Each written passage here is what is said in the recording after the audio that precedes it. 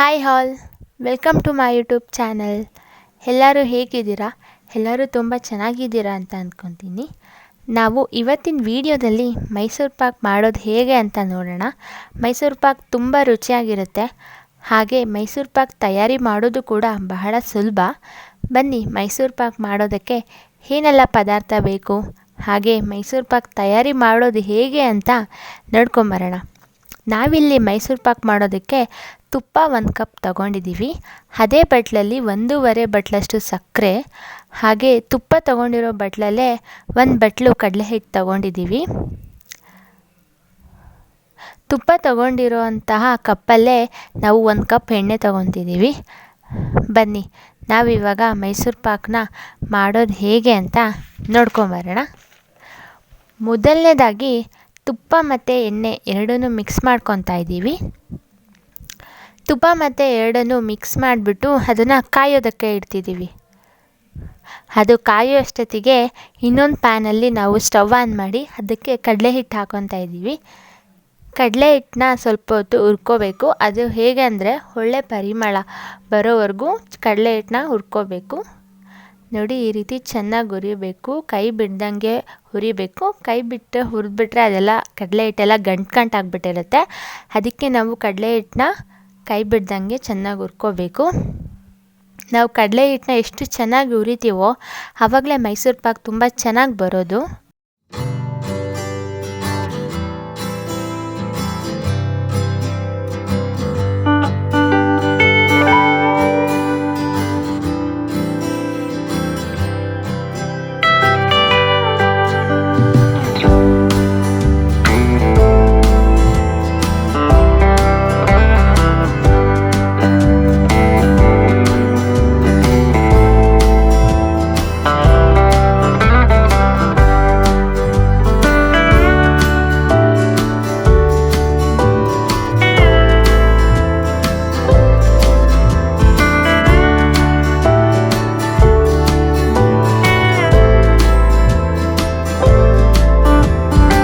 ಇವಾಗ ಕಡಲೆ ಹಿಟ್ಟು ಹುರಿದ ಆಗಿದೆ. ಈಗ ನಾವು ಅದೇ ಪ್ಯಾನ್ಗೆ ನಾವು ತಗೊಂಡಿರೋಂತಹ ಸಕ್ಕರೆ ಹಾಕ್ಕೊತಾ ಇದ್ದೀವಿ. ಅದೇ ಕಪ್ಪಲ್ಲಿ 1/4 ಭಾಗದಷ್ಟು ಅದಕ್ಕೆ ನೀರು ಹಾಕ್ಕೊತಾ ಇದ್ದೀವಿ. ಇವಾಗ ಹುರಿದು ಇಟ್ಕೊಂಡಂತಹ ಕಡಲೆ ಹಿಟ್ಟನ್ನ ಒಂದು ಚೂರು ಗಂಟು ಇಲ್ದಾಗೆ ನಾವು ಜಡಿ ಹಿಡ್ಕೋಬೇಕು. ಆವಾಗಲೇ ಮೈಸೂರು ಪಾಕ್ ತುಂಬ ನೈಸಾಗಿ ತುಂಬ ಚೆನ್ನಾಗಿ ಬರೋದು, ಬಾಯಲ್ಲಿಟ್ಟರೆ ಕರ್ಗೋಗೋ ಥರ ಬರೋದು. ಸೊ ನಾವು ಹುರಿದಿಟ್ಕೊಂಡಿರೋಂತಹ ಕಡಲೆ ಹಿಟ್ಟನ್ನ ಚೆನ್ನಾಗಿ ಜಡಿಲಿ ಇಟ್ಕೋಬೇಕು. ಇವಾಗ ಒಂದು ತಟ್ಟೆಗೆ ತುಪ್ಪ ಹಾಕಿ ಅದನ್ನೆಲ್ಲ ಕಡೆ ಸವರಿ ಇಟ್ಕೊತಾ ಇದ್ದೀವಿ. ನೋಡಿ, ಇವಾಗ ಸಕ್ಕರೆ ಎಲ್ಲ ತುಂಬ ಚೆನ್ನಾಗಿ ಕರಗಿದೆ.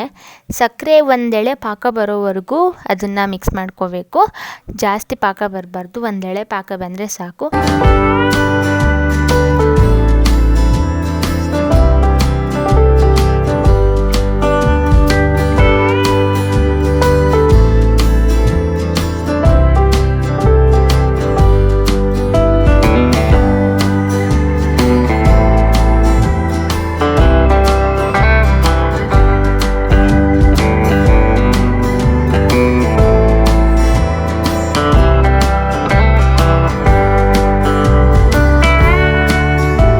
ನೋಡಿ, ಇವಾಗ ಒಂದೆಳೆ ಪಾಕ ಬಂದಿದೆ.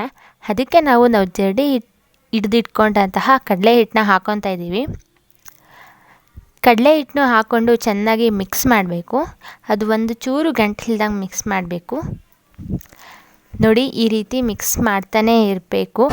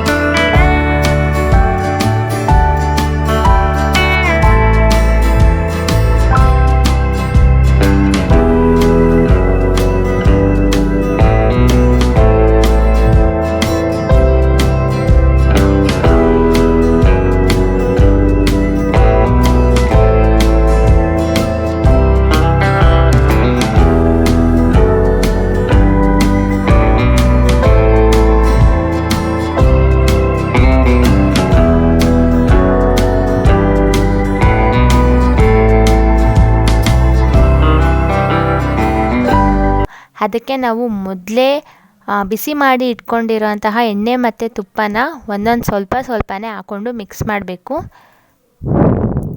ನೋಡಿ, ನಾವು ಸ್ವಲ್ಪನೇ ಹಾಕ್ಕೊಂಡು ಚೆನ್ನಾಗಿ ಮಿಕ್ಸ್ ಮಾಡ್ತಾಯಿದ್ದೀವಿ. ನಾವು ಮಧ್ಯೆ ಎಲ್ಲೂ ಕೈ ಬಿಡ್ತಾಯಿಲ್ಲ. ಸೊ ನೀವು ಅಷ್ಟೇ ಅದೊಂಚೂರು ಕೈ ಬಿಡ್ದಂಗೆ, ಒಂಚೂರು ಗಂಟಿಲ್ದಂಗೆ ಚೆನ್ನಾಗಿ ಮಿಕ್ಸ್ ಮಾಡ್ಕೋಬೇಕು. ನೋಡಿ, ಈ ರೀತಿ ಒಂಚೂರು ಗಂಟಿಲ್ದಾಗೆ ಮಿಕ್ಸ್ ಮಾಡಬೇಕು. ಆವಾಗಲೇ ಮೈಸೂರು ಪಾಕ್ ತುಂಬ ಚೆನ್ನಾಗಿ ಬರೋದು.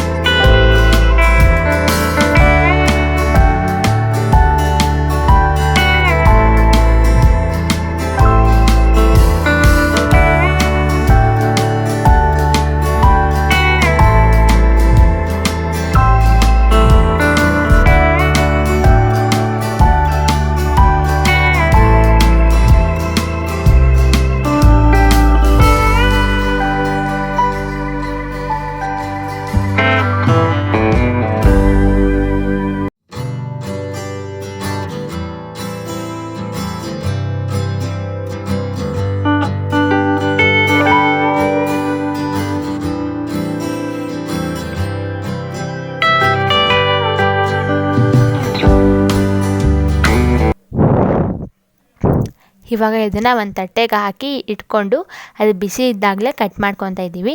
ನೋಡಿ, ಇವಾಗ ನಾವು ಕಟ್ ಮಾಡಿ ಇಟ್ಕೊಂಡಿದ್ದೀವಿ. ಅದು ಆರಾದ್ಮೇಲೆ ಅದನ್ನು ಬಿಡಿಸ್ತಾ ಇದ್ದೀವಿ. ನೋಡಿ, ಮೈಸೂರು ಪಾಕ್ ಎಷ್ಟು ಚೆನ್ನಾಗಿ ಬಂದಿದೆ. ನೀವು ನಿಮ್ಮ ಮನೇಲಿ ಟ್ರೈ ಮಾಡಿ, ಎಲ್ಲರಿಗೂ ಇಷ್ಟ ಆಗುತ್ತೆ. ನೀವು ಮಾಡಿರೋಂತಹ ಮೈಸೂರು ಪಾಕ್ ಚೆನ್ನಾಗಿ ಬಂದರೆ ಕಮೆಂಟ್ ಮಾಡಿ, ಹಾಗೆ ಲೈಕ್ ಮಾಡಿ. ಇನ್ನೂ ಯಾರೆಲ್ಲ ನನ್ನ ಚಾನಲ್ನ ಸಬ್ಸ್ಕ್ರೈಬ್ ಮಾಡಿಲ್ಲ, ಪ್ಲೀಸ್ ಸಬ್ಸ್ಕ್ರೈಬ್ ಮಾಡಿ. Thank you for watching.